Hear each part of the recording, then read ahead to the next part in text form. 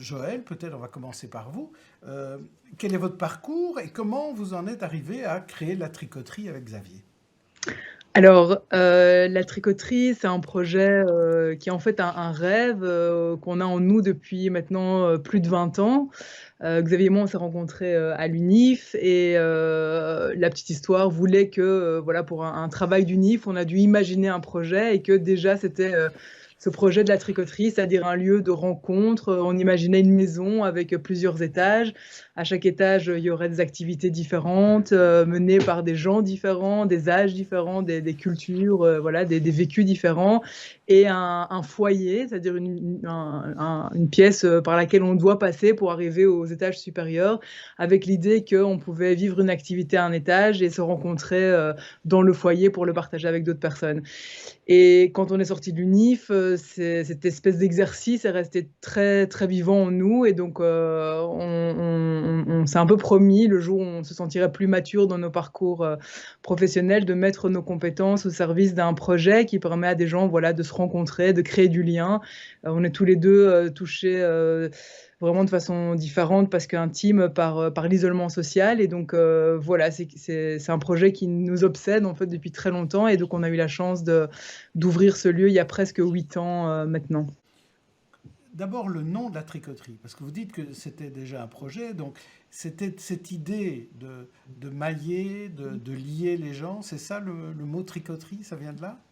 On a mis presque 2 ans à trouver ce nom, on a brainstormé avec tous les fondateurs, parce on était 2 à la base, mais on a très vite été 8 fondateurs et donc oui, effectivement, on s'est dit enfin, on est parti d'une image parce qu'on trouvait pas de nom, on est parti d'une image et donc du fil rouge, de ce qui peut relier les gens et voilà ce fil rouge, bah, voilà, je sais pas, on l'a imaginé en laine, on s'est dit un tricot, tricoter du lien social, le détricotage, le métissage et tout ça et voilà, le sous-titre «Fabrique de liens» venait bien compléter ce mot un peu comique de la tricoterie et donc Alors, ce nouveau départ, je ne sais pas lequel de vous deux veut parler d'abord, c'est quoi exactement l'idée de repartir, de faire finalement une tricoterie 2.0? C'est quoi l'idée, Xavier?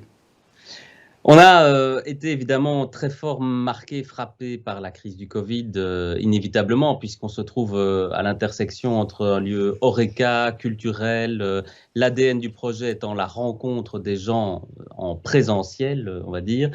Voilà, on s'est retrouvé évidemment complètement coincé, mais on avait initié en effet un agrandissement et on a voulu garder ce projet sur les rails parce que d'abord, on voit qu'avec le Covid, les missions qu'on s'est données sont vraiment, prennent tout leur sens.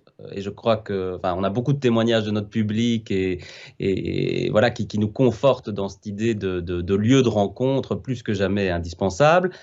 Et on manquait quelque part parallèlement d'espace pour accueillir toutes les sollicitations, toutes les propositions du milieu associatif et culturel. On a une saison avec plus de 40 partenaires, mais notre modèle économique veut aujourd'hui qu'on garde une grande partie des espaces qu'on a à disposition aussi de l'événementiel. Et donc, avec cet agrandissement, on va ajouter un théâtre, lieu de concert acoustique avec 160 places, une salle de répétition dans laquelle on pourra aussi faire des résidences et voilà, et accueillir différents plus petits événements. Et puis, on termine, si on veut, avec une phase 3 de rénovation, le rêve architectural de la tricoterie, c'est-à-dire aussi d'avoir un espace extérieur digne de ce nom, avec des toitures plantées, avec une terrasse plus grande et alors des locaux qui seront plus adaptés à nos équipes, mais aussi au public, avec notamment, enfin, toutes nos salles accessibles aux personnes à mobilité réduite. C'est quand même important pour nous, étant donné qu'on est dans une dynamique la plus inclusive possible. On ne pourrait pas dire qu'il y a déjà énormément de projets sur Bruxelles, énormément de lieux socioculturels, énormément de lieux événementiels. Est-ce que vous êtes un de plus? Mais je pense qu'on est quand même un lieu tout à fait atypique dans le sens où on fait la promotion d'un engagement citoyen et on a un positionnement de lieu durable. On a vraiment essayé de retrouver du sens dans la pratique événementielle. Ça se retrouve aussi dans l'assiette, dans les boissons qui sont derrière notre bar. dans notre volonté de faire participer les coopérateurs au choix de saison.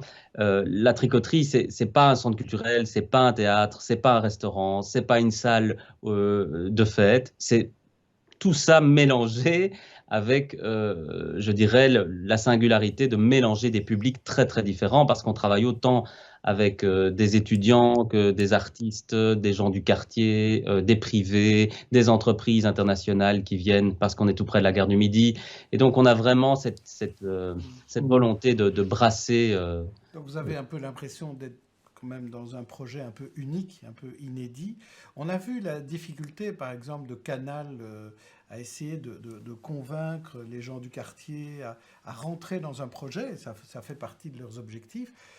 Vous, quels sont les bons tuyaux que vous pourriez leur donner, puisque vous avez déjà 8 ans d'existence? Alors, ça reste un défi pour nous aussi, hein. D'ailleurs, avant d'ouvrir la tricoterie, on a écrit un petit texte de référence en se disant, voilà, quand on aura des doutes, on pourra se référer à ça. Et on a écrit clairement qu'on ne voulait pas être une bulle dans ce quartier. Et aujourd'hui, parfois, on nous reproche d'être une bulle parce que, en fonction des activités qu'on mène à la tricoterie, il y a parfois effectivement des types de publics. Alors, on ne maîtrise pas toujours ça, nous. Mais donc, ça reste un défi pour nous aussi. Ce qu'on a du coup imaginé, et ça, c'est ce qui nous a aidé à améliorer ça, on s'est dit, voilà, c'est parfois difficile pour des gens de pousser la porte, de venir une première fois à la tricoterie.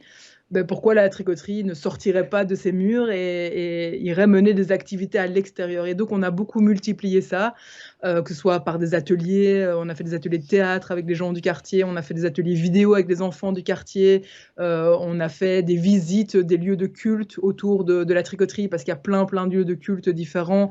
Et donc, et puis évidemment, chaque fois, il y avait le prétexte, à la fin de l'atelier de théâtre, on faisait une représentation à la tricoterie, à la fin du stage de vidéo, on passait le film, etc.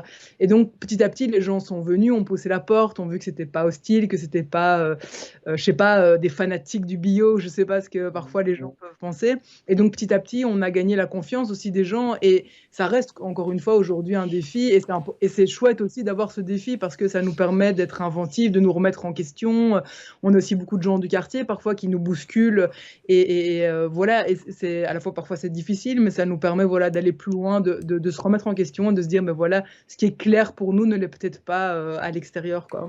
L'avenir, c'est la rentrée donc de septembre. Enfin, d'abord, votre coopérative, votre appel à coopérateur avec le nouveau départ, septembre. Et puis après, quelles sont les étapes dans les années à venir? Vous avez déjà en tête quelque chose? Essaimer quelque part dans d'autres lieux?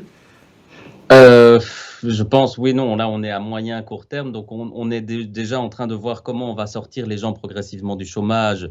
Ça passera peut-être par un retour d'activité, notamment de notre cuisine, en dehors même de nos murs, puis l'ouverture des nouveaux espaces, et puis il va falloir apprivoiser ces nouveaux espaces. Ça va être une toute nouvelle façon pour nous de circuler dans le lieu, ça va ouvrir plein de possibilités aussi parce qu'au niveau artistique, il y aura, je pense, plus de possibilités. On va donc être aussi beaucoup plus sollicité par les artistes de théâtre, les musiciens qui voudront se produire, qui voudront proposer des choses. Et il faudra s'organiser puisqu'on n'a pas une énorme structure qui peut comme ça s'occuper d'une programmation, filtrer, étudier toutes les propositions. Donc je pense qu'une fois qu'on aura ouvert avec les nouvelles salles, on va être très très occupé dans les 5-6 années. Boulot, ouais. Oui.